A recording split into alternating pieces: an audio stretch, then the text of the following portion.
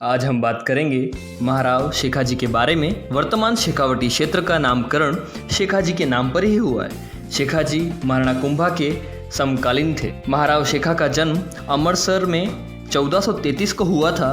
तब शेखावटी क्षेत्र जयपुर के शासकों के अधीन आता था। राव शेखा के दादा बालाजी आमेर से अलग हुए थे, अतः वे अधीनता स्वरूप कर के रूप में प्रतिवर्ष आमेर को बछेरे देते थे। राव शेखा ने गुलामी की श्रृंखला को तोड़ना चाहा, अतः उन्होंने आमेर राजा उद्धरण जी को कर देना बंद कर दिया था। परंतु जब चंद्रसेन आमेर के शासक बने तो उन्होंने राव शेखा के पास संदेशा भिजवाया कि वे आमेर को कर के रूप में बछेरे क्यों नहीं भेजते।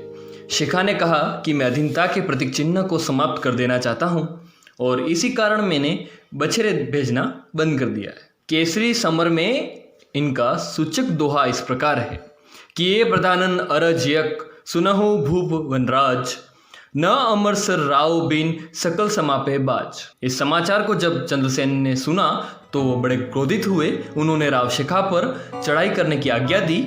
इसी समय पन्नी पठानों का एक काफिला जिसमें 500 पन्नी पठान थे, गुजरात से मुल्तान जा रहे थे। राव शेखा ने इन्हीं पन्नी पठानों को अपना मित्र बना लिया, उनके साथ एक विशेष समझौता किया और अपनी सेना में रखकर अपनी शक्ति बढ़ाई। चंद्रसेन की सेना को पराजित किया और आमेर के कई घोड़ों को छीन लिए। अब चंद्रसेन स्वयं सेना लेकर आगे बढ़े।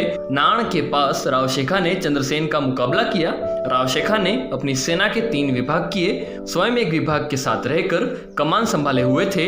शेखा की तलवार के सम्मुख चंद्रसेन टिक भी न सके और भाग खड़े हुए और आमेर चले गए। इस युद्ध में दोनों ओर से 600 घुड़सवार तथा 600 पैदल खेत रहे। इस प्रकार राव शेखा ने कई बार आमेर की सेना को पराजित किया। निरंतर युद्धों में हारने के पश्चात चंद्रसेन ने अब राव शेखा से संधि करना उचित समझा। नारूजी की मध्यस्थता से संधि हुई। संधि इस प्रकार थी, आज तक जिन ग्रामों पर शेखा जी का अधिकार हुआ है उन पर राव शेखा जी का अधिकार रहेगा। आज से राव शेखा जी आमेर की भूमि पर आक्रमण नहीं करेंगे। वे आमेर राज्य को किसी प्रकार का कर नहीं देंगे। शेखा जी अपना स्वतंत्र राज्य कायम रखेंगे, उसमें आमेराधीश कोई हस्तक्षेप नहीं करेगा।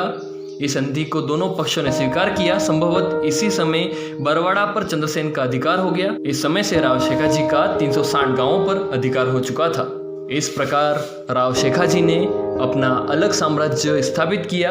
वे शेखावटी के प्रथम स्वतंत्र राजपूत शासक बने।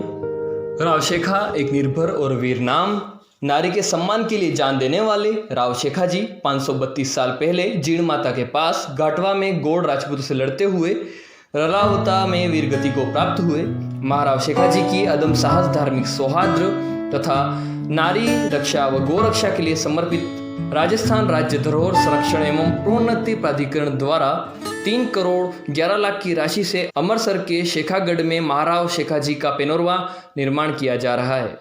महाराव शेखा की 9 फुट की कांस्य मूर्ति स्थापित की जाएगी।